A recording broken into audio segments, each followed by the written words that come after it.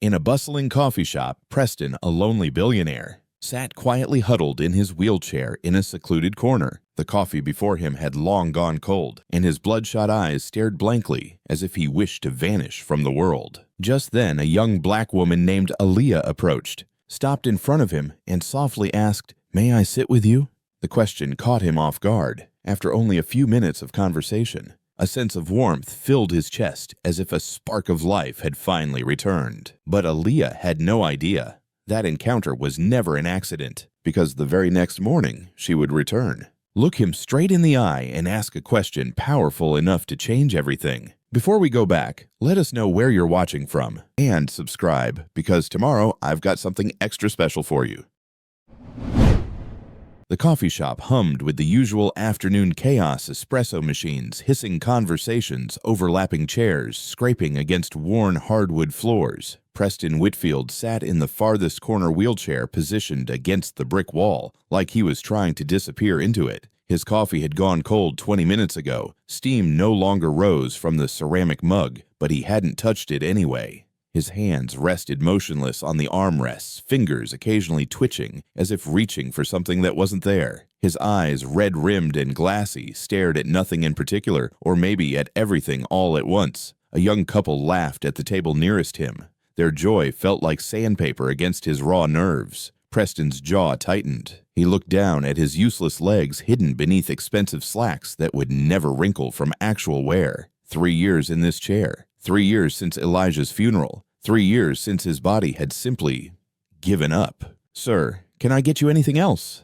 The barista's voice barely registered. Preston shook his head without looking up. The kid retreated quickly. Most people did around him lately. Across the shop, Aaliyah Carter checked her phone for the 3rd time. Her order was taking forever, but she didn't really mind. The community health center had been understaffed all week, and this 20-minute break felt like a luxury she couldn't afford but desperately needed. She scrolled through patient files on her phone, reviewing notes for tomorrow's sessions. Mrs. Henderson's PTSD treatment was showing progress. The Martinez family needed a follow-up. On her thumb stopped mid-scroll. Something pulled her attention away from the screen. Not something, someone. The man in the wheelchair tucked away in the corner like he was hiding from the world. Aaliyah had spent 5 years learning to read people. Body language, micro-expressions, the weight someone carried in their shoulders. It was her job, sure, but it had become instinct. She couldn't turn it off, even if she wanted to. And this man, everything about him screamed silent agony. His posture was too rigid, like he was holding himself together by sheer force of will. His hands gripped the wheelchair armrests with white-knuckled intensity. But it was his eyes that got her empty and drowning at the same time. She'd seen that look before.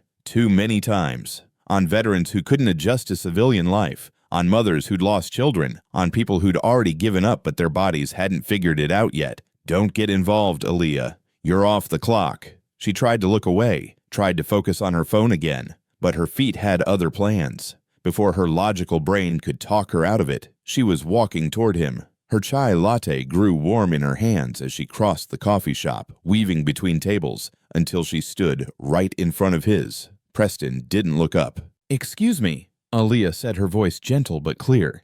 "I know this might seem strange, but can I sit with you for a moment?" Now he looked up. Slowly, like the effort cost him something. His eyes met hers, pale blue, startling against his weathered face. For a split second, she saw him calculating, preparing to deliver whatever cold dismissal he used to keep the world at bay. But then, something shifted. Maybe it was the genuine concern in her expression. Maybe it was exhaustion. Maybe he was just too tired to fight. "I don't need company," he said finally, his voice rough from disuse. "I'm fine." "With respect, sir, you don't look fine." Aaliyah pulled out the chair across from him without waiting for permission. "You look like you're carrying the whole world on your shoulders. Would it be so terrible to share that weight with someone, even just for a few minutes?" Preston blinked. Nobody talked to him like this anymore. Nobody dared. "You a therapist or something?" There was no bite in his question, just curiosity. Psychologist, actually. She set her cup down and extended her hand. "Aaliyah Carter. And before you worry, this isn't a professional consultation. I'm just a person who noticed another person having a rough day." He stared at her hand for a long moment. When was the last time someone had offered him a simple handshake? Not a business deal, not an obligation, just human connection. Preston, he said, taking her hand. His grip was weak, uncertain. Just Preston. Nice to meet you, just Preston. The corner of her mouth lifted in a small smile. Despite himself, despite everything, Preston felt something crack in his chest. Not painful, more like ice beginning to thaw. I really am fine, he tried again, but with less conviction. You don't need to waste your break on a grumpy old man. Aaliyah leaned back in her chair, cradling her latte. Who says it's a waste? Maybe I'm terrible at sitting alone with my own thoughts. Maybe you're doing me a favor. That's a kind lie. It's not a lie at all. She took a sip of her drink, giving him space to breathe. Some days, the last thing I want is to be alone in my head. The noise in here, she gestured around the busy shop, it helps drown out the noise up here. She tapped her temple. Preston studied her face. She wasn't patronizing him. She wasn't performing charity. She was just there, present, real. What's your noise about? He asked before he could stop himself. Today, whether I'm doing enough, whether anything I do actually matters. She met his eyes directly. What about yours?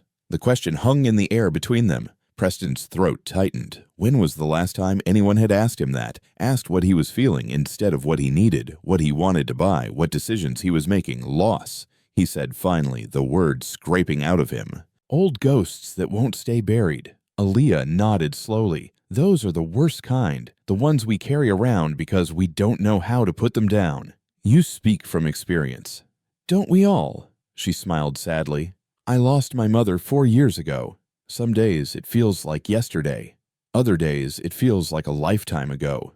Grief is weird like that. Preston's chest constricted. I lost my son 3 years ago.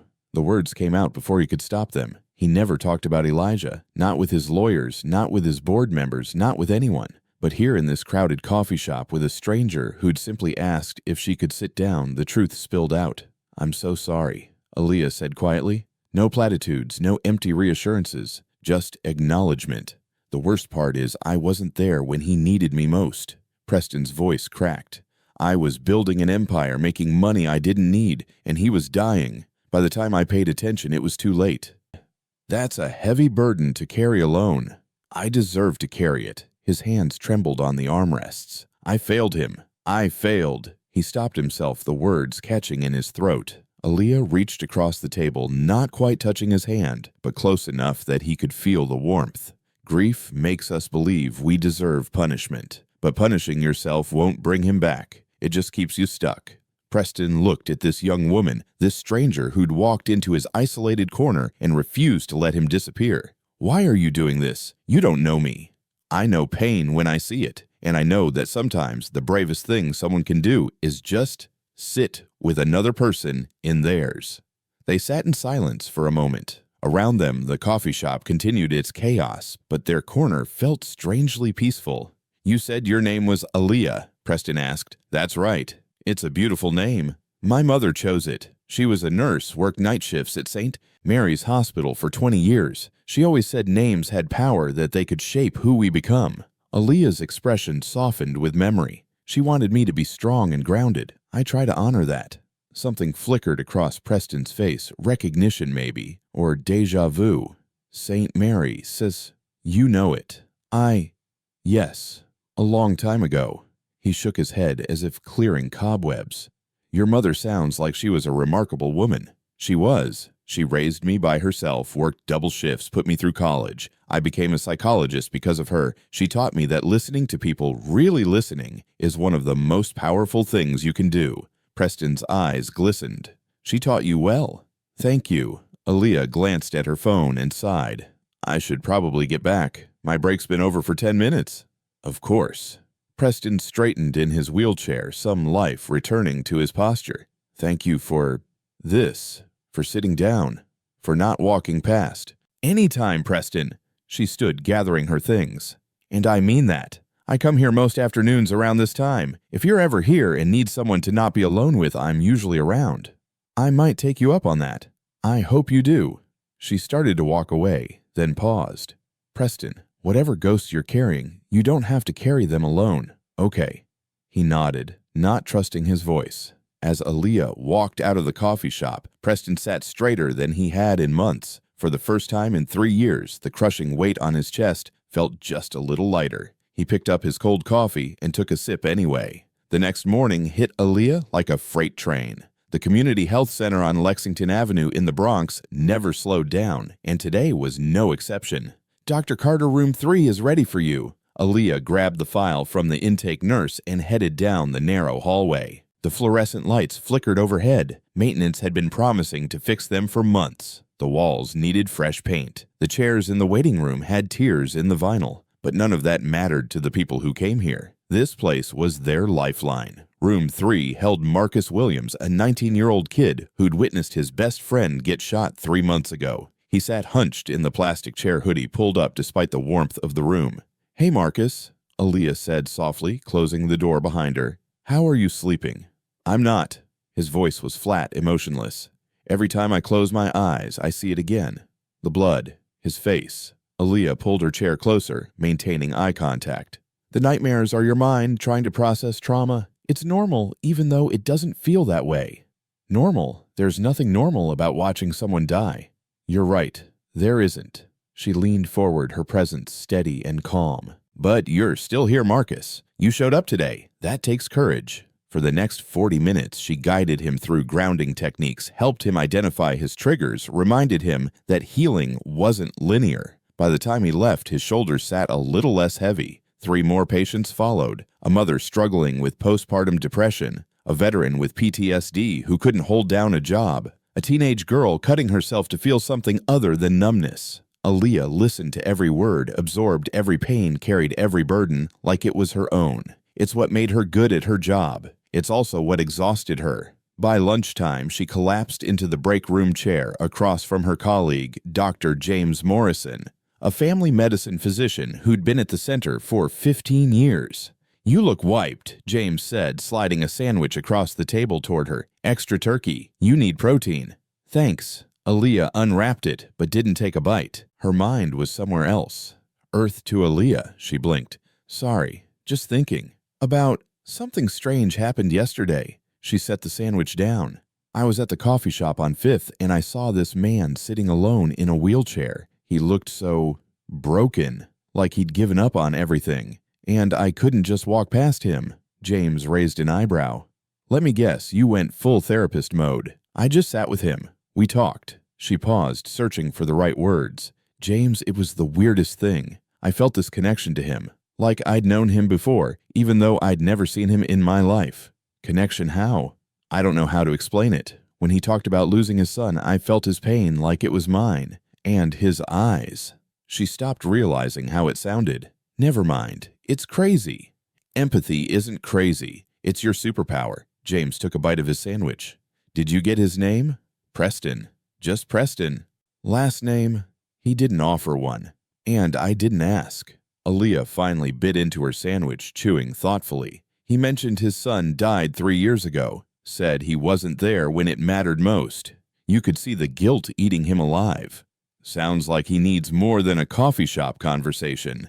"I told him I'm there most afternoons, if he wants to talk again." She met James's eyes. "Is that weird, inviting a stranger to share my breaks?" "Weird maybe, but that's who you are, Aaliyah. You see people others ignore. Don't apologize for that." The afternoon sessions blurred together. By 6 o'clock, Aaliyah was running on fumes. She grabbed her bag, said goodnight to the skeleton crew working the evening shift, and headed home. The apartment she shared with her grandmother sat on the 4th floor of a walk-up in a neighborhood that had seen better decades. The elevator had been broken for 2 years. Aaliyah climbed the stairs, each step heavier than the last. "Grandma Ruby, I'm home." Ruby Carter sat in her usual spot by the window, knitting needles clicking rhythmically. At 78, she moved slower than she used to, but her mind stayed sharp as ever. "Baby girl, you look exhausted." Ruby set down her knitting. "Did you eat?" "I had a sandwich at work." Aaliyah dropped her bag and moved to the small kitchen. "Did you take your blood pressure medication?" "Not yet." "Grandma, I was waiting for you to remind me." Ruby's smile was mischievous. Aaliyah poured a glass of water and brought the pill organizer to her grandmother. "You can't skip these. Doctor's orders." "Yes, ma'am." Ruby took the pills, then patted the couch beside her. "Come sit with me. Tell me about your day." Aaliyah sank into the worn cushions, grateful to be off her feet. The usual chaos. Marcus is still struggling with nightmares. Mrs. Patel finally agreed to try medication for her depression. And I met someone yesterday. Someone? Ruby's eyes sharpened. What kind of someone? Not like that grandma. Just a man at the coffee shop who looked like he needed someone to talk to. Aaliyah kicked off her shoes. His name was Preston. White guy, probably in his 60s, in a wheelchair. We just talked for a bit. The glass slipped from Ruby's hand, dot water and pills scattered across the hardwood floor, the glass shattering into pieces. Grandma! Aaliyah jumped up. Are you okay? Ruby's face had gone ashen. Her hands trembled violently. What did you say his name was? Preston. Are you hurt? Did any glass? Preston what? Ruby's voice came out sharp, almost panicked. What was his last name? I don't know. He didn't say. Aaliyah knelt, picking up the larger shards of glass. Why are you so upset? Where did you meet him? What did he look like exactly? The coffee shop on 5th and Madison. White hair, pale blue eyes, maybe 6 feet tall if he could stand. Why does it matter? Ruby grabbed Aaliyah's wrist, her grip surprisingly strong. Listen to me very carefully, baby. You cannot see that man again. Do you understand me? What, Grandma? You're scaring me. Promise me, Aaliyah. Promise me you won't go back to that coffee shop. You won't talk to him again. I don't understand.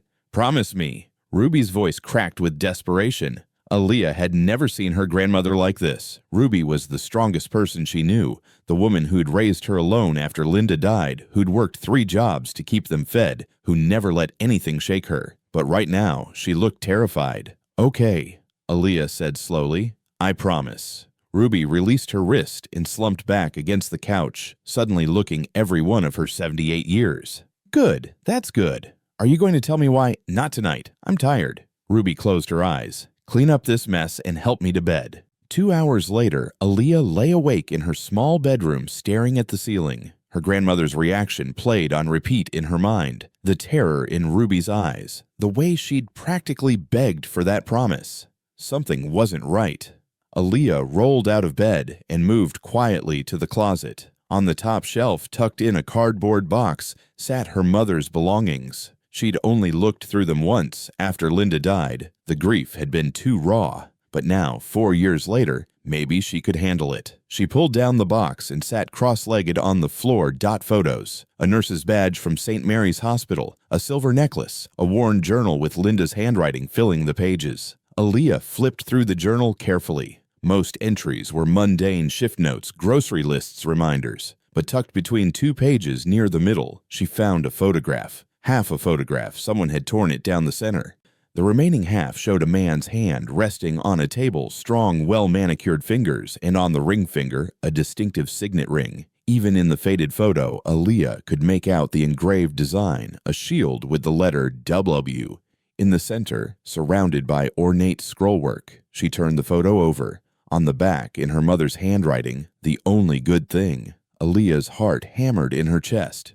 Who was this man? Why had her mother kept only half the photo, and why did that ring look so expensive, so aristocratic? She pulled out her phone and typed, "Signet ring with W shield symbol." The search results loaded. The Whitfield family crest. One of the wealthiest families in the country. Old money, real estate empire, and the current patriarch. Aaliyah's breath caught. Preston Whitfield.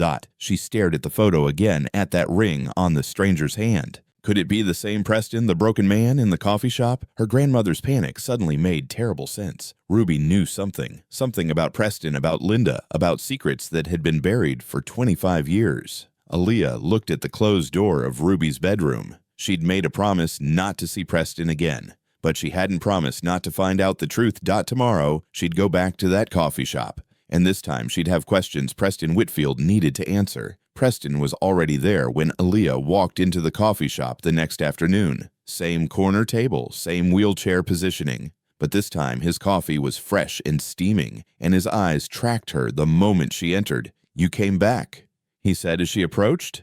"I said I would." Aaliyah set her bag down and pulled out the chair across from him. No pleasantries, no dancing around it. Though I'm starting to think our meeting wasn't as random as I thought. Preston's expression shifted. "What do you mean?" "Preston Whitfield." She watched his face carefully. "That's your full name, isn't it?" He went very still. "How did you—" "My mother was a nurse at St. Mary's Hospital, Linda Grant. Does that name mean anything to you?" The color drained from Preston's face. His hands gripped the armrests so tightly his knuckles went white. "Linda," he whispered. "You're Linda's daughter. So you did know her." "Know her," Preston's voice cracked. "I loved her. God help me, I loved her more than I've ever loved anyone." Aaliyah's heart hammered against her ribs. "Then why did she raise me alone? Why didn't you—" "Because I was a coward." Preston looked away, shame coloring every word. "My father found out about us. Old money, old prejudices. He couldn't stomach the idea of his son with a black woman. He threatened to destroy her to make sure she never worked as a nurse again. So I let her go. I thought I was protecting her."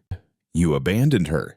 "Yes." The word came out broken. "The biggest mistake of my life. I married someone my father approved of, built the empire he wanted, played the part of the dutiful son. And Linda." His voice caught. "I heard she died 4 years ago. Cancer. By the time I found out, it was too late to even say goodbye." Aaliyah sat back, processing. Her mother had loved this man. This broken billionaire in a wheelchair had been the father figure she'd never known. "She never told me about you," Aaliyah said quietly. "Not once. She was protecting you. From my world, from my family, from all the ugliness that comes with the Whitfield name." Preston finally met her eyes again. "But you asked about Elijah yesterday. My son.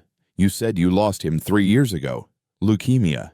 He was only 12. Preston's hands trembled. "I threw money at the best doctors, the best treatments. None of it mattered. I watched my boy waste away in a hospital bed, and there wasn't a damn thing I could do to save him. I'm so sorry." His mother, my ex-wife, Victoria, she blamed me. Said I'd brought this curse on our family because of my past sins. Maybe she was right. Preston gestured to his legs. "The day we buried Elijah, something in me just shut down. The doctors say there's no physical reason I can't walk. It's all in my head. Psychosomatic paralysis, they call it." Aaliyah leaned forward. "Trauma can manifest physically. Your body is protecting you from grief you're not ready to face." 3 years, and I'm still not ready. Preston's laugh was bitter. "I built a $50 billion empire, but I can't figure out how to get out of this chair." "Healing isn't about figuring it out. It's about feeling it." She paused. "Can I ask you something?" "Anything." "Why did you come back here to this coffee shop?" Preston was quiet for a long moment. "Because for the first time in 3 years, someone saw me as just a man. Not a billionaire, not a failure as a father, not a man in a wheelchair. You sat down and asked if I needed someone to talk to. Nobody's done that in a very long time." "I grew up without a father," Aaliyah said softly. "My whole childhood I wondered what was wrong with me, that he didn't want to stay. My mom worked herself to death trying to be enough for both parents. I watched her sacrifice everything. I'm sorry you had to go through that. So am I. But it taught me something. We all carry loss differently. Some of us work ourselves to exhaustion. Some of us shut down completely. Neither way is wrong. It's just survival." Preston studied her face, seeing echoes of Linda in the curve of her jaw, the steadiness of her gaze. "You have her strength, her compassion. I try." Aaliyah wrapped her hands around her cup. She would have wanted me to help people carrying the kind of pain she carried. That's why I became a psychologist. You're good at it. Better than any therapist. I've paid thousands of dollars an hour. That's because I'm not your therapist. I'm just someone who understands. They talked for 2 hours about loss and regret, about the weight of expectations and the crushing guilt of failing the people you love, about small joys, good coffee, unexpected kindness, moments of connection in a disconnected world. When the coffee shop staff started stacking chairs around them, Preston cleared his throat. "I have a proposition for you. I'm listening. Come to my home every evening if you can spare the time, just to talk like this. I'll pay you whatever rate you charge." "Preston, I know how this sounds, but these past 2 days, talking with you, it's the first time I've felt human in 3 years. I need that. I need someone who sees me, not the money or the name or the wheelchair." Aaliyah hesitated. Every professional instinct told her this was crossing a line. But her gut, the same gut that had made her sit down with him in the first place, said something different. "I'll come," she said finally, "but not for money. As a friend. Friends don't charge each other for conversation." "Aaliyah, I can't ask you to do that for free." "You're not asking. I'm offering." She met his eyes firmly. "If we're going to do this, we do it as equals. No transaction, no obligation. Just 2 people helping each other carry what's heavy. Deal." Preston's eyes glistened. "Deal." Good. Now give me your address and I'll come by tomorrow after work. He recited the address of his estate in the suburbs. Aaliyah plugged it into her phone, already dreading the conversation she'd have to have with her grandmother about breaking her promise. As she stood to leave, Preston reached out and caught her hand. Thank you for not walking past me, for seeing me when I'd made myself invisible. Thank you for letting me sit down. She squeezed his hand gently. See you tomorrow, Preston. That night, Preston sat in his study, staring at an old photograph he kept in his desk drawer. Linda, young and vibrant in her nurse's scrubs, laughing at something he'd said. He'd taken the photo secretly 26 years ago before everything fell apart. He pulled out his phone and called his personal physician. Dr. Matthews, it's Preston Whitfield. I need you to run every test possible on my legs again. Everything. Mr. Whitfield, we've done this before. There's no physical. I know what you've told me, but something's changing. I can feel it. Preston flexed his toes, or thought he did. A tingling sensation ran through his right foot, faint, but undeniable. Today, for the first time in 3 years, I felt something. A spark, like my body's waking up.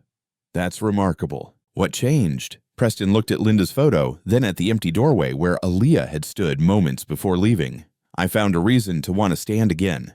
After he hung up, Preston wheeled himself to the window overlooking his empty estate. 30 rooms, 10 acres, more wealth than 3 generations could spend. And until 2 days ago, he'd been ready to die in this chair alone with his guilt dot. But Aaliyah had walked into that coffee shop and reminded him what it felt like to be human, to be seen, to be worthy of someone's time and attention without needing to buy it. His legs tingled again, stronger this time. Dot tomorrow couldn't come fast enough. Gerald Moss had been Preston Whitfield's private investigator for 12 years. He'd tracked down corporate spies, vetted potential business partners, and quietly disposed of scandals before they reached the media. But this assignment felt different. You want me to investigate who? Gerald asked, leaning forward in the leather chair across from Preston's desk. Aaliyah Carter, 25-year-old psychologist at the Community Health Center on Lexington. Preston slid a folder across the mahogany surface. I need to know everything about her. Family history, education, medical records, if you can access them.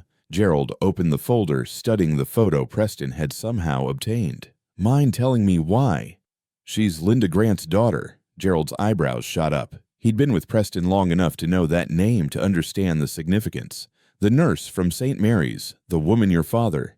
Yes. Preston cut him off sharply. Linda died 4 years ago. But her daughter showed up at a coffee shop and sat down with me like fate put her there. Gerald, when I look at her, I see Linda. The same eyes, the same mannerisms, even the way she tilts her head when she's listening. You think there's more to this connection? I don't know what I think. That's why I need you to find out. Preston wheeled himself to the window. Be discreet. I don't want her to know she's being investigated. Understood. Gerald stood tucking the folder under his arm. I'll start tonight. Gerald. Preston's voice stopped him at the door. If you find something, anything that connects her to me beyond Linda, I need to know immediately. You'll be the first call I make. 3 days later, Aaliyah stood in Preston's private library, surrounded by floor-to-ceiling shelves, packed with first editions and leather-bound volumes. Preston had asked her to help organize some old papers while they talked. He claimed the company helped him focus. Your collection is incredible, Aaliyah said, running her fingers along the spines. Some of these must be worth a fortune. Money I don't need to buy books I'll never read. Preston sat by the fireplace, a blanket across his lap. My father started this library. I just maintained it out of obligation. Aaliyah pulled down a stack of folders from a high shelf, nearly dropping them when dust cascaded over her face.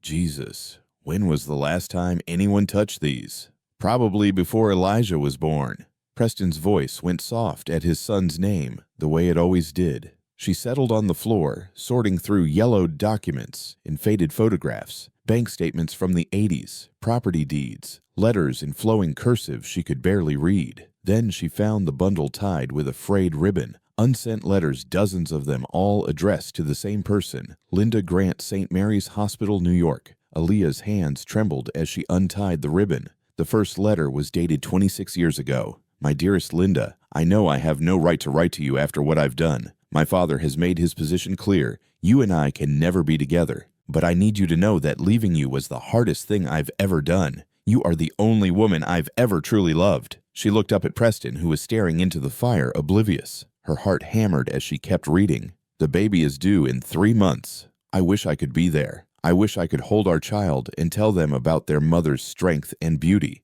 But my father's threats are real. If I pursue you, he'll destroy your career, your reputation, everything you've worked for. Aaliyah's vision blurred. Baby? Our child. 3 months. She was born 25 years ago, 3 months after this letter was written. Preston? Her voice came out strangled. He turned, concern crossing his face. What's wrong? She held up the letters with shaking hands. What baby were you writing about? The color drained from his face. Where did you find those? Answer the question.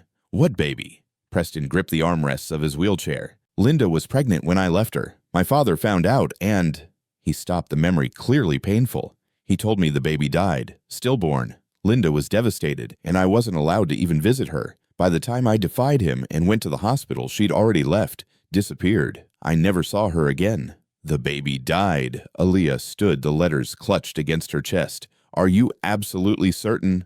My father showed me the death certificate. He handled everything, the hospital bills, the burial arrangements. He said it was a mercy that a mixed-race child would have suffered in his world anyway. Preston's voice turned bitter. I believed him because I was too much of a coward to question him. Aaliyah's mind raced. The torn photograph, her grandmother's terror, the payoff her mother had taken. It all pointed to one impossible conclusion. Meanwhile, across town, Gerald Moss sat in a dimly lit office surrounded by 26 years of meticulously uncovered documents. Hospital records, birth certificates, bank transactions, and finally, the smoking gun, a receipt from Preston's father's personal accountant dated 25 years and 7 months ago. Payment to Linda Grant, $50,000. Notation, confidentiality agreement. Baby girl, permanent silence. Gerald's stomach turned. He'd worked for the Whitfield family long enough to know how ruthless the old man had been, but this was something else entirely. He pulled up Aaliyah Carter's birth certificate, born at St. Mary's Hospital, mother Linda Grant, father unknown. The timeline matched perfectly. Gerald reached for his phone, then paused. This information would destroy Preston, but it might also be the key to healing him. He dialed. Gerald Preston answered on the first ring. Did you find something? Sir, I need you to sit down. I'm already sitting. Then brace yourself. Gerald took a deep breath. Your father paid Linda Grant $50,000 25 years ago. The notation on the receipt says it was for a confidentiality agreement regarding a baby girl. Silence. Preston, are you still there? Aaliyah. Preston's voice was barely a whisper. She's the right age. The timeline fits. There's more. I found medical records from a private clinic, not St. Mary S. Your father arranged for a fake death certificate. The baby never died, sir. He took her from the hospital and gave her to Linda with the payment. He told you she was dead to make sure you'd never look for her. Preston made a sound like he'd been punched in the chest. I need DNA confirmation, Gerald continued. I can arrange for discreet testing, but I'll need a sample from both of you. Do it. Preston's voice hardened with resolve. Do it now. That same evening, Aaliyah confronted her grandmother. Ruby sat in her chair by the window, but there was no knitting tonight. She'd been expecting this conversation since the moment Aaliyah had mentioned Preston's name. Grandma, I need the truth. Aaliyah knelt in front of her holding the torn photograph. Who is my father? Ruby's eyes filled with tears. Baby girl. No more protecting me. No more secrets. I found letters Preston wrote to Mom. Letters about a baby. Their baby. Aaliyah's voice cracked. Am I that baby? Ruby's face crumpled. Linda made me promise never to tell you. She was so scared, Aaliyah. Preston's father, that man, was evil. He threatened to have Linda arrested for kidnapping, to have you taken away and put in foster care. He said he'd make sure she never worked again, that she'd end up on the street.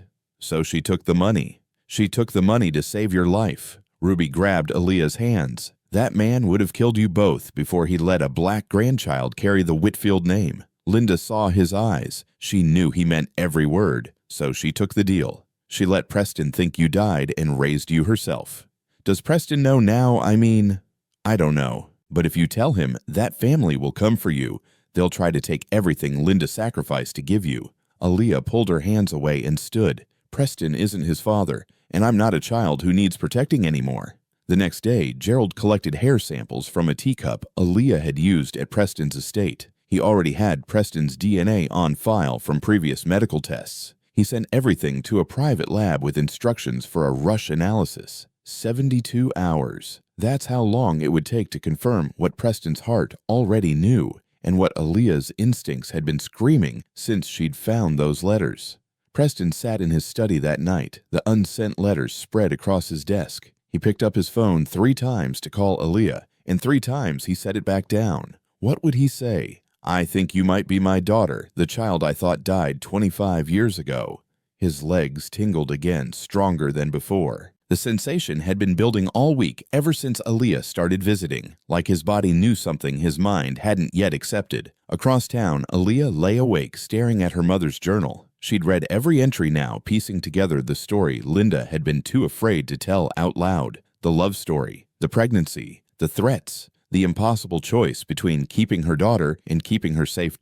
In 3 days, they'd both know the truth. But deep down, in the place where instinct lives, they already did. The envelope sat on Preston's desk like a ticking bomb. White official sealed. Gerald had delivered it an hour ago with a grim expression and a single sentence: "The results are in." Preston stared at it from his wheelchair, unable to bring himself to touch it. His hands trembled in his lap. For 3 days, he'd barely slept, barely eaten, barely breathed. Every moment had been consumed by one question. Was Aaliyah his daughter? His phone buzzed. A text from Aaliyah. "I'm here. Security let me through the gate." Preston wheeled himself to the window and watched her car pull up the long driveway. She got out slowly, looking up at the mansion like she was seeing it for the first time. Maybe she was seeing it not as his home, but as the place that might hold answers to 25 years of questions. He met her at the door himself. No butler, no staff. This moment belonged to them alone. "Thank you for coming," he said, his voice rougher than usual. Aaliyah stepped inside, her eyes immediately finding the envelope on the desk visible through the open study door. "You got the results. This morning. Have you opened it?" "I was waiting for you." Preston wheeled toward the study, and she followed. "Whatever's in there, we should face it together." They entered the study, and Aaliyah closed the door behind them.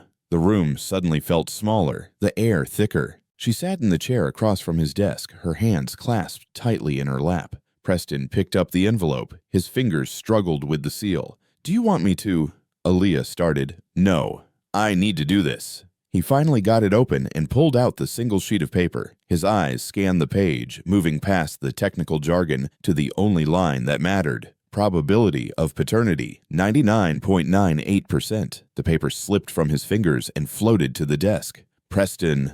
Aaliyah's voice seemed to come from very far away. He looked up at her, and tears streamed down his face unchecked. "You're my daughter." The words broke apart in his throat. "You're my daughter, and I never knew. Linda didn't abandon me. She was protecting you. And I lost both of you because I was too weak to stand up to my father." Aaliyah sat frozen, her face a mask of conflicting emotions. 25 years, she whispered. "I'm 25 years old, Preston. I know." "Do you?" Her voice rose sharp and cutting. "Do you know what it's like to grow up without a father, to watch other kids get picked up from school by their dads while I waited alone, to wonder every single day what was so wrong with me that my own father didn't want me? Aaliyah. My mother worked herself to death. She stood abruptly, the chair scraping back. 3 jobs, night shifts, double shifts. She never complained, never said a word about you, but I saw it. I saw how tired she was, how scared she was. And you know what the worst part is? Preston couldn't speak, couldn't move. She loved you anyway. I found her journals, Preston, 25 years later, and she still wrote about you like you were the only man who ever mattered. She protected your memory while you were living in this..." Aaliyah gestured wildly at the opulent study, this palace, thinking she'd betrayed you. "I didn't know." The words sounded pathetic, even to his own ears. "If I'd known you were alive, but you didn't know because you didn't fight for her." Aaliyah's voice cracked. "Your father threatened her, and you just accepted it. You let him tell you your child was dead, and you believed him without question. What kind of man does that?" "A coward." Preston's voice was barely audible. "A weak, selfish coward who chose comfort over courage. You're right to hate me, Aaliyah. I hate myself." "I don't hate you." Tears ran down her face now.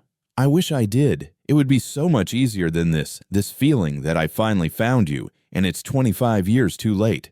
My mother is dead, Preston. She died without ever telling me the truth because she was still protecting me from your family. She died alone because she loved you too much to risk bringing me into your world." Preston gripped the armrests of his wheelchair, his whole body shaking. "I would give everything, every dollar, every property, every asset I own to go back and make different choices, to fight for Linda, to find you. But I can't. All I can do is tell you that I'm sorry, and I know that's not enough. It will never be enough." Aaliyah wiped her eyes roughly. "You're right. It's not enough." She turned toward the door. "Please." The word tore out of Preston like a prayer. "Please don't leave. I just found you. I can't lose you again." "You never had me to lose." Aaliyah's hand touched the doorknob. Something inside Preston snapped. Every cell in his body screamed against letting her walk out that door. This was his daughter, the child he'd mourned for 25 years, the piece of Linda he'd thought was lost forever. She was standing right there 5 feet away, and he was letting her go, just like he'd let Linda go. Not again. Never again. Preston pushed against the armrests with every ounce of strength he had. His arms trembled violently. His legs, those useless dead legs that hadn't responded in 3 years, tingled with sensation so intense it was almost painful. "Aaliyah!" he gasped. She turned back and her eyes went wide. Preston was standing, barely shakily, his legs quivering like a newborn calf, but he was standing. "What are you?" Aaliyah started. He took one step. His right leg nearly buckled, but he forced it to hold. "Preston, stop. You'll hurt yourself." Another step. The room spun around him, but he kept his eyes locked on her face. "Please sit down before you fall." The third step brought him close enough to reach for her. His legs gave out. Aaliyah lunged forward, instinctively catching him before he hit the ground. They collapsed together, her arms wrapped around him, both of them kneeling on the expensive Persian rug. Preston clutched her like she was the only thing keeping him alive. "I'm sorry," he sobbed into her shoulder. "I'm so sorry. I should have fought for you. I should have fought for your mother. I should have been there for every birthday, every scraped knee, every school play. I should have been your father." Aaliyah's body shook with her own sobs. She felt the desperation in his grip, heard the raw anguish in his voice. This broken man had just stood up for the first time in 3 years, not to walk toward wealth or power or comfort, but to keep her from leaving. "You stood up," she whispered. "You actually stood up. For you." Preston pulled back enough to look at her face. "Only for you. My legs wouldn't work because I didn't have a reason to stand. But watching you walk away, I couldn't let you go. I won't let you go." Fresh tears spilled down Aaliyah's cheeks. She saw her mother in his eyes, the same desperate love Linda must have felt when she made the impossible choice to raise a child alone rather than risk losing her to the Whitfield family's cruelty. "I don't know how to do this," Aaliyah admitted. "I don't know how to have a father at 25 years old." "I don't know how to be a father to a grown woman," Preston said, "but we can figure it out together, if you'll let me. If you'll give me a chance to be what I should have been all along." Aaliyah looked at this man, this stranger who was also her father. She thought about her mother's journals, about Linda's unwavering love for Preston, despite everything. She thought about the patients she'd counseled through trauma and loss, the advice she'd given about forgiveness and healing. Could she take her own advice? Could she forgive him for sins he'd committed in ignorance? "My mother loved you," she said finally. "Even at the end she loved you. I found letters she never sent, photos she kept hidden. She never told me about you because she was protecting me, but she never stopped hoping you'd find us somehow." Preston's breath hitched. "Linda was the best person I ever knew." She was. Aaliyah helped him sit back against the desk, his legs still too weak to support him. "And she would want us to try. She'd want me to give you a chance." "Does that mean—" "It means I'm not leaving." Aaliyah settled beside him on the floor, neither of them making any move to get up. "It means we start from here right now, and we figure this out, one day at a time." Preston reached for her hand, and this time she didn't pull away. "I don't deserve you." "Probably not." A small smile tugged at her lips despite the tears. "But you're stuck with me anyway." They sat there on the floor of his study, holding hands like they were both afraid to let go. Father and daughter separated by 25 years of lies and reunited by an investigation neither of them had wanted but both had needed. "Can I ask you something?" Preston said after a long silence. "Anything." "Would you?"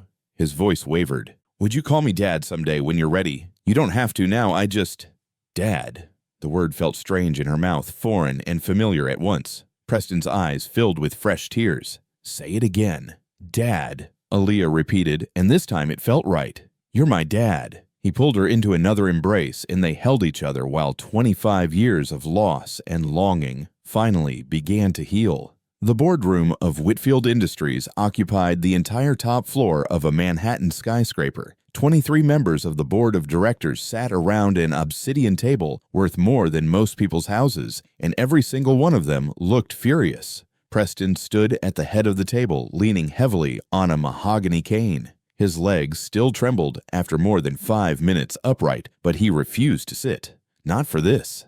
This is absurd, Preston." Thomas Whitfield, his second cousin, slammed his palm on the table. "You can't seriously expect us to accept this." "Accept what exactly?" Preston's voice was dangerously calm. "That I have a daughter, that she's my rightful heir. A daughter from some nurse." Another board member, Margaret Chen, who'd served with Preston's father, stood up, her face twisted with disdain. "A illegitimate child you never even acknowledged until last week. This reeks of a con, Preston. Some woman probably saw dollar signs and fabricated—" "Choose your next words very carefully, Margaret." Preston's knuckles went white on the cane. "You're talking about my daughter. DNA doesn't lie. Aaliyah is a Whitfield, whether you like it or not." "A Whitfield," Thomas laughed bitterly. "She grew up in the slums, Preston. She has no business education, no understanding of our world, no." The boardroom door opened. Aaliyah walked in wearing a simple navy dress and carrying a leather briefcase. Every eye in the room turned to her, and she felt the weight of their judgment like a physical thing. She'd dealt with prejudice her whole life, but never from people in $1,000 suits sitting in rooms that cost more than her annual salary. "I'm sorry I'm late," she said, moving to stand beside Preston. "Traffic was terrible." The silence was deafening. Preston reached out and squeezed her hand. "Everyone, this is Dr. Aaliyah Carter, my daughter." "Doctor?" Thomas's eyebrow arched mockingly. "What kind of doctor?" "Psychology." Aaliyah met his gaze without flinching. "I work at a community health center in the Bronx, treating patients with trauma, PTSD, and mental health crises. Most of them can't afford private care." "How noble." Margaret's tone dripped with sarcasm. "And now you want to play businesswoman." "I don't want to play anything." Aaliyah set her briefcase on the table and opened it, pulling out a thick folder. "I spent the last week reviewing Whitfield Industries' financial statements, charitable contributions, and corporate structure. I also consulted with 3 independent analysts about optimal resource allocation." That got their attention. "This corporation generates $4.2 billion in annual revenue." Aaliyah continued, her voice steady and professional. "Your charitable giving amounts to 0.03% of that. Meanwhile, you spend $18 million annually on executive retreats and corporate parties." "What's your point?" Thomas demanded. "My point is that this company has lost sight of its responsibility to the community that made its success possible. I'm not here to take your money or play corporate games. I'm here to propose a fundamental shift in how Whitfield Industries operates." She pulled out a presentation folder and slid it across the table. "I want to establish a network of mental health clinics in underserved communities across the country. Free therapy, psychiatric care, crisis intervention. We fund it through a reallocation of existing resources and a modest reduction in shareholder dividends." The room erupted. "You want us to cut dividends?" Margaret looked apoplectic. "Do you have any idea how—" "I know exactly what I'm asking." Aaliyah didn't raise her voice, but something in her tone cut through the chaos. "I'm asking you to prioritize people over profit, to use this company's resources to actually help the communities you've extracted wealth from for generations. This isn't charity, it's justice." "This is insanity." Thomas stood up, addressing Preston directly. "You're going to let this girl, this outsider, walk in here and tell us how to run a company that's been in our family for 3 generations. 4 generations, actually," Preston corrected. "And yes, I am." "Because she's right." The room fell silent again. Preston shifted his weight on the cane, his legs aching, but holding firm. "My father built this empire on the backs of people he considered beneath him. He destroyed lives, including my own, because he valued money and status over humanity. I've spent 3 years in a wheelchair, paralyzed by guilt and grief, because I was too weak to stand up to him when it mattered." He looked around the table, meeting each person's eyes. "But I'm standing now. And I'm telling you that Aaliyah Carter is my daughter, my heir, and the future of this company. Anyone who has a problem with that can submit their resignation effective immediately." "You can't be serious," Margaret whispered. "I've never been more serious in my life." Preston's voice rang with authority he hadn't felt in years. "Aaliyah isn't here because of her last name or her DNA. She's here because she has something none of us have, a moral compass that actually points north. She sees people, not assets. She understands suffering because she's lived it." "So, we're supposed to just hand over a multi-billion-dollar corporation to someone with no business experience?" Thomas's face was red. "This is corporate suicide." "No." Aaliyah stepped forward. "You're supposed to recognize that true leadership isn't about protecting wealth. It's about using power responsibly. I don't want to run day-to-day operations. I want to ensure this company does right by the people it affects. That's all." "And if we refuse?" Margaret challenged. Preston straightened to his full height, despite the tremor in his legs. "Then I will personally see to it that every person in this room is replaced. I still control 51% of voting shares. This isn't a negotiation, it's a notification. Aaliyah is a Whitfield. Anyone who insults my daughter insults me." The message was clear. The room stayed silent. Thomas gathered his papers and stood. "This is a mistake you'll regret, Preston." He walked out without another word. 3 other board members followed him. Preston didn't flinch.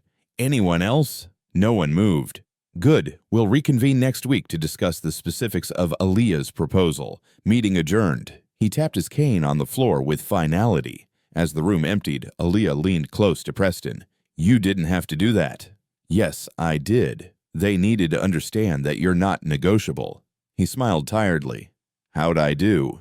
"You were terrifying, in a good way." She steadied him as his legs threatened to give out. "Come on, Dad, let's get you sitting down before you collapse." Later that week, Preston's town car pulled up to the 4th-floor walk-up where Aaliyah had grown up. He stared up at the building so different from his estate, it might as well have been another planet. Gerald helped him out of the car. Preston refused the wheelchair, leaning on his cane instead. "Wait here. I need to do this alone."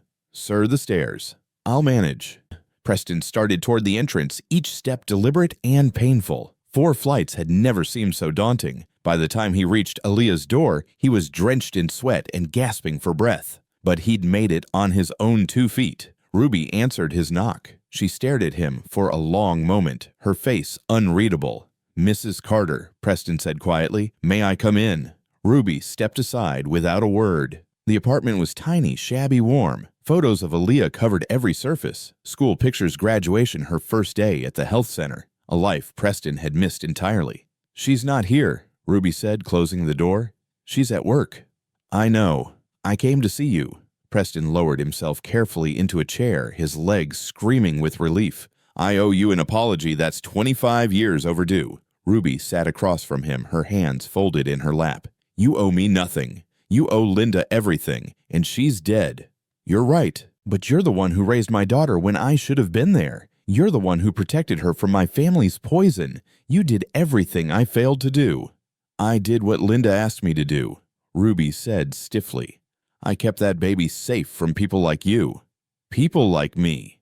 Preston nodded slowly. "You mean cowards. Men who choose comfort over courage, who let the people they love suffer rather than fight for them." Ruby's expression softened slightly. "Linda loved you until the day she died. Did you know that she never said your name, never told Aaliyah about you, but I found her crying over your picture more times than I can count?" Preston's eyes burned. "I would give anything to take back what I did, what my father did, the pain my family caused yours. You can't give back time, Mr. Whitfield, and you can't undo 25 years of Aaliyah wondering why her father didn't want her. I know, but I can be here now. I can be the father she deserves, even if it's too late."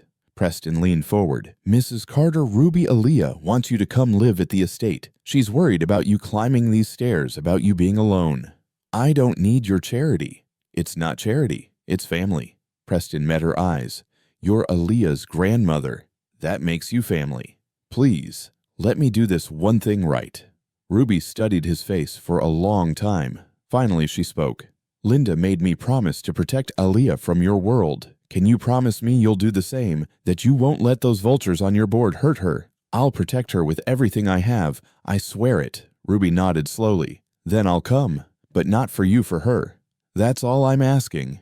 2 weeks later, the three of them sat around Preston's dining table, a table that normally seated 20, but tonight held only 3 place settings pushed close together at one end. Preston had ordered takeout from the diner near Aaliyah's old apartment. No chef, no servers, no pretense. Just fried chicken mashed potatoes and green beans in styrofoam containers. Ruby took a bite and laughed. This tastes exactly like the food from Joe's Diner on Lexington. That's because it is from Joe's Diner, Aaliyah said, grinning. Dad drove all the way there himself to pick it up. 45 minutes in traffic, Preston admitted. Worth every second. They ate and talked about nothing important. Ruby's knitting project, Aaliyah's difficult patient that morning, Preston's physical therapy progress. Simple conversation, the kind families have when they're just being together. At one point, Ruby reached across and squeezed Preston's hand. Linda would be happy to see this, to see you fighting for our girl. Preston's voice thickened. I wish she were here. She is, Aaliyah said softly, looking at both of them. In every choice we make to do better than the past. She's here. They sat in comfortable silence, 3 people from completely different worlds, bound together by love and loss and the hard work of forgiveness. The boundaries between rich and poor, between past and present, melted away. What remained was simply family. 18 months later, Preston stood in front of a modest brick building in the Bronx, watching workers install the final piece of signage above the entrance. Linda Grant Community Mental Health Center. Aaliyah stood beside him, tears streaming down her face. She would have loved this. She deserved this, Preston said, his voice thick with emotion. A monument to everything, she was compassionate, selfless, dedicated to helping people who had nowhere else to turn. The Linda Grant Center was the 3rd facility they'd opened in 6 months. 2 more were under construction in Philadelphia and Detroit. Each center offered free psychological counseling, psychiatric care, group therapy, and crisis intervention. No insurance required, no questions asked, no one turned away. It had taken every ounce of Preston's influence and Aaliyah's expertise to make it happen. The board had fought them at every step, but Preston had been relentless. He'd restructured Whitfield Industries from the ground up, redirecting resources, cutting executive bonuses, and personally funding the initial construction costs. Ready to go inside? Aaliyah asked. Preston nodded and walked through the doors without hesitation. No cane today. His legs had grown stronger with each passing month, fueled by purpose he hadn't felt in years. The waiting room was already full. A mother with 2 young children, an elderly veteran staring at his hands, a teenage girl with fresh bruises on her arms, people who needed help and couldn't afford to pay for it. Dr. Carter, a young therapist, rushed over. We're at capacity already, and we've only been open 3 hours. We might need to add evening sessions sooner than we planned. Then we'll add them, Aaliyah said immediately. No one gets turned away. That's the rule. Preston watched his daughter move through the center, greeting patients, checking in with staff radiating the same warmth and competence Linda must have shown during her nursing shifts. He'd missed 25 years of her life, but he was determined to be present for every moment going forward. A middle-aged man in the corner caught Preston's attention. He sat hunched over face in his hands, shoulders shaking with silent sobs. Preston walked over and sat down beside him. Rough day. The man looked up startled. I'm sorry, I didn't mean to. He stopped, recognition dawning. You're Preston Whitfield. I've seen you on the news. Just Preston. He leaned back in the chair. And you are? David Morrison. The man wiped his eyes roughly. I lost my job 3 months ago. My wife left, took the kids. I've been sleeping in my car. I thought about... His voice broke. I thought about ending it, but then I saw the flyer for this place. Free counseling. I figured, what did I have to lose?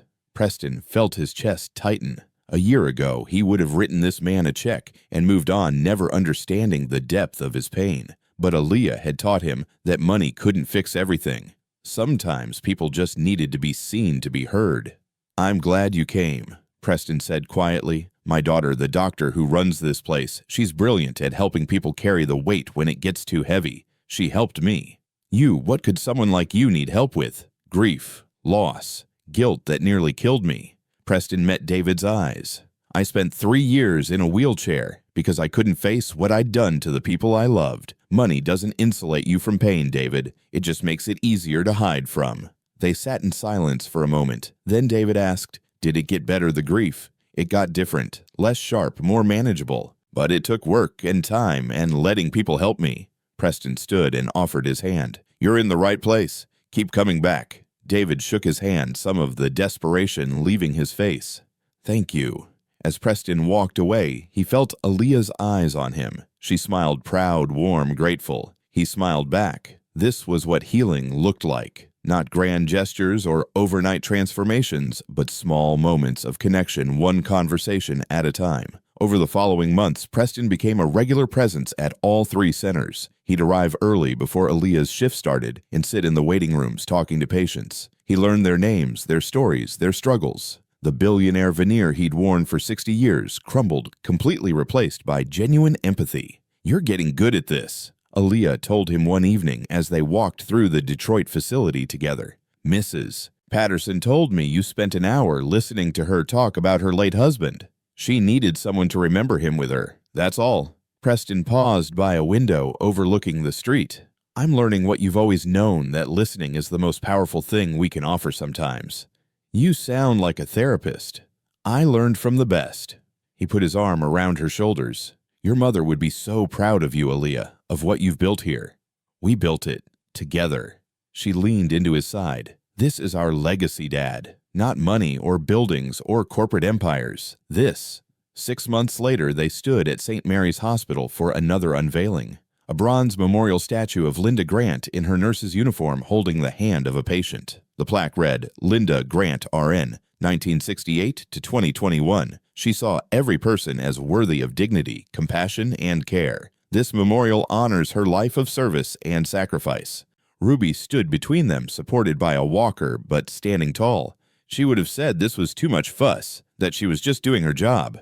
That's exactly why she deserves it, Preston said, because she never sought recognition for the countless lives she touched. Hospital staff, former patients, and community members gathered around the statue. A young nurse laid flowers at its base. An elderly man saluted it. A woman with 2 children whispered thank you through her tears. The local news covered the ceremony. Then national outlets picked it up. The story of a billionaire finding his long-lost daughter and transforming his empire into a force for community healing resonated far beyond New York. Letters poured in from across the country, people sharing their own stories of loss and reconciliation of privilege, confronting injustice of families torn apart by prejudice, finding their way back together. You're becoming an inspiration, Gerald told Preston during a meeting at the main office. People magazine wants to do a feature. The Today Show wants an interview. 3 different publishers want book deals. Preston looked at Aaliyah, who sat across from him reviewing grant applications. What do you think? I think if it brings attention to mental health resources and encourages more people to seek help, we should do it. She set down her pen. But we do it on our terms. No sensationalizing, no exploitation, just the truth about what family means and how love can bridge any divide. They agreed to one major interview. The story that aired 3 months later showed Preston and Aaliyah working side by side at the Bronx Center, showed Ruby knitting in the corner while patients waited, showed the memorial statue at St. Mary S. But more importantly, it showed David Morrison, the man Preston had met in the waiting room, now working as a peer counselor at the center, using his own recovery to help others. It showed dozens of patients whose lives had been transformed by access to free mental health care. The interview ended with Preston's words, "My father taught me that wealth equals power, and power means control. But my daughter taught me something better, that true power is using your resources to lift others up. That's the only legacy worth leaving." Applications for the Linda Grant Scholarship Fund, which provided full rides to medical and psychology students from low-income backgrounds, tripled overnight. Whitfield Industries stock actually rose as investors recognized the long-term value of community investment. But the real measure of success came in smaller moments. The teenager who stopped cutting herself after 6 months of therapy. The veteran who finally slept through the night. The single mother who learned she wasn't failing just because she needed help. One evening, as Preston and Aaliyah locked up the Bronx Center together, she said, "We're making a difference, a real one." "Your mother made the difference 25 years ago," Preston replied. "We're just honoring what she started, the belief that every person deserves to be seen, heard, and helped regardless of their bank account." They walked to the car together, father and daughter, carrying forward a legacy of healing that would outlast them both. 5 years had passed since that day in Preston's study when a DNA test had changed everything. Aaliyah Carter Whitfield was now 30, and her name appeared regularly in psychology journals and on panels about community mental health. The Linda Grant Foundation operated 17 centers across 12 states, had trained over 200 therapists, and had served more than 50,000 patients who couldn't afford traditional care. But despite the accolades and recognition, Aaliyah still made time for what mattered most, the small moments of human connection that had started it all. Today was special. 5 years to the day since she'd walked into that coffee shop and sat down with a broken stranger in a wheelchair. Preston, now 70, waited for her at their usual table. His hair had gone completely white, and he moved slower than before, but his eyes held a clarity and peace that hadn't been there 5 years ago. He no longer needed the cane his legs had fully recovered, as if his body had simply been waiting for his heart to heal first. "Right on time," he said as Aaliyah slid into the seat across from him. "I already ordered your chai latte." "You spoil me." She smiled, taking in the familiar setting. Same corner, same coffee shop, same afternoon light streaming through the windows. "I can't believe it's been 5 years. Best 5 years of my life."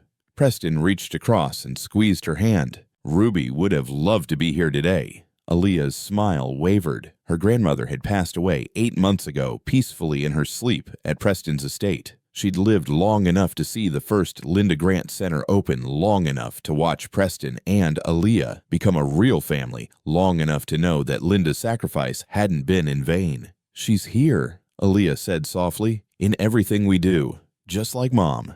They sipped their drinks in comfortable silence, watching the afternoon crowd flow through the shop. Students with laptops, business people on phone calls, young mothers with strollers. Life continuing in all its chaotic beauty. Then Aaliyah noticed him, a teenage boy, maybe 15 or 16, wearing a coffee shop uniform. He was supposed to be wiping down tables, but he'd stopped in the far corner, slumped in a chair with his head in his hands. His shoulders shook with silent crying. Aaliyah's therapist instincts kicked in immediately. She recognized the posture, the isolation, the desperate attempt to hide pain in a public space.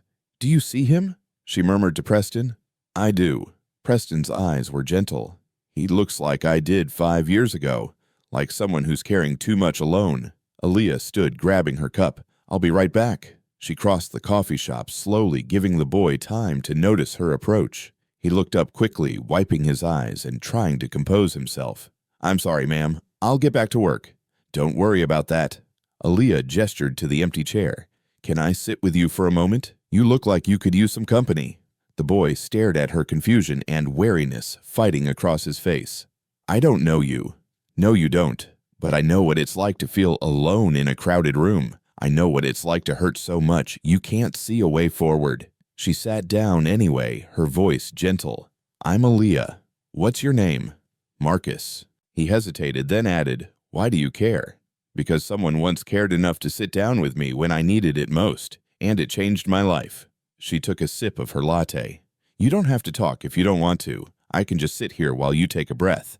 Sometimes that's enough." Marcus's tough exterior cracked slightly. "My dad kicked me out last night, said I was a disappointment, that I'd never amount to anything. I slept in the subway and came straight to work this morning because I didn't know where else to go." Aaliyah's heart clenched. "That's a lot to carry by yourself. I'm sorry you're going through this." "It's whatever." But his voice betrayed him. Shaking with emotion, he was trying desperately to suppress. "It's not whatever," Aaliyah said firmly but kindly. "You're 15 years old, and you deserve better than sleeping in the subway. You deserve to be safe and supported." "Yeah, well, the world doesn't work that way." "Sometimes it does. Sometimes people show up exactly when you need them." She pulled out her phone and opened her contacts. "I run a community center in the Bronx. We have counseling, crisis resources, temporary housing assistance. No cost, no judgment. Would you let me help you?" Marcus looked at her like she was speaking a foreign language. "Why would you do that for me? You don't even know me." "Because 5 years ago, I was sitting in a coffee shop when I noticed a man who looked like his whole world had collapsed. I didn't know him either, but something told me he needed someone to see him, to acknowledge his pain. So I sat down and we talked." She smiled at the memory. "That conversation changed both our lives. He became my father, the father I'd never known I had. Together we built something meaningful out of our shared grief, all because I listened to that instinct that said someone needed help.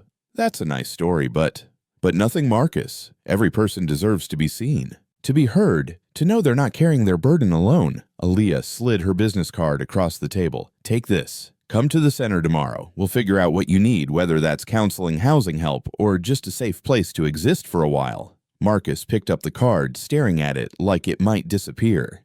I don't have money to pay for any of this. You don't need money. You just need courage to show up. Can you do that? He nodded slowly, tucking the card into his pocket. I'll think about it. That's all I'm asking. Aaliyah stood. And Marcus, your father was wrong. You're not a disappointment. You're a young man dealing with an impossible situation, and you're still standing. That takes strength most adults don't have. For the first time since she'd sat down, Marcus smiled, small, fragile, but real. Thank you. Thank you for letting me sit with you. She squeezed his shoulder gently and walked back to her table. Preston was watching with tears in his eyes. You did for him what you did for me. I did what needed to be done, what someone would have done for Mom if she'd had the chance to ask for help. Aaliyah sat back down, emotionally drained but satisfied. He'll come to the center. I can feel it. And you'll be there to help him, just like you helped me. Preston reached across the table and took both her hands. I'm so proud of you. Not because you're successful or accomplished, but because you've never lost that instinct, the one that makes you stop and see people others walk past. You taught me that too, Dad. You taught me that it's never too late to choose compassion over convenience, connection over comfort. They finished their drinks and prepared to leave. As they walked toward the door, Preston glanced back at Marcus, who was now wiping down tables, but moving with slightly less weight on his shoulders. Outside, the autumn sun cast long shadows across the street. Preston put his arm around Aaliyah's shoulders as they walked to the car. Your mother would be so proud, he said quietly, of the woman you've become, of the lives you've changed, of the legacy you're building. Our legacy, Aaliyah corrected. This is all of us, Mom. You, Grandma Ruby, every person who chose kindness when they could have chosen indifference. Preston stopped walking and turned to face his daughter fully. I spent 60 years chasing wealth and power, thinking they would fill the emptiness inside me. But the only thing that ever truly healed me was love. Your mother's love, the love that exists in simple moments of human connection. That's the real miracle, isn't it? Aaliyah smiled. Not the money or the centers or the awards. Just the act of sitting down with someone and saying, I see you. You're not alone. They reached the car, but before getting in, Preston looked back at the coffee shop one more time. Through the window, he could see Marcus talking to another young employee, his posture more open, his expression lighter. The circle continues, Preston murmured. It always does. Aaliyah agreed. Kindness doesn't end with one act. It ripples outward, touching lives we'll never know about, creating connections we'll never see. That's the power of just showing up for another human being. As they drove away, the coffee shop behind them buzzed with afternoon activity. Marcus would come to the center tomorrow. Aaliyah would help him find housing, get into therapy, maybe even reconcile with his father, or build a new family of chosen people who saw his worth. And somewhere down the line, Marcus would sit down with another hurting soul and offer them the same compassion he'd been shown. The circle would continue ever widening, ever growing, built on the simple truth that kindness doesn't need a reason. It just needs a heart willing to sit down and listen. That was Linda's legacy. That was Preston's redemption. That was Aaliyah's gift to the world. And it all started with a single question asked in a crowded coffee shop. Can I sit with you? Sometimes the most extraordinary miracles come from the most ordinary moments of human decency. Sometimes all it takes is someone brave enough to see another person's pain and say, you don't have to carry this alone. That's the real magic. That quote as what changes the world. Join us to share meaningful stories by hitting the like and subscribe buttons. Don't forget to turn on the notification bell to start your day with profound lessons and heartfelt empathy.